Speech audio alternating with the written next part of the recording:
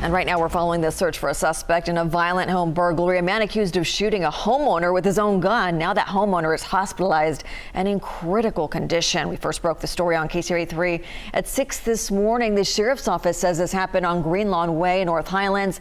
Investigators say the suspect was in the area burglarizing vehicles. Then he made his way to a backyard where he found a detached building with a gun safe. Their deputies say he took multiple weapons. The homeowner was alerted by his security system and confronted the suspect. Deputies say the suspect shot him at least twice and then fled the scene.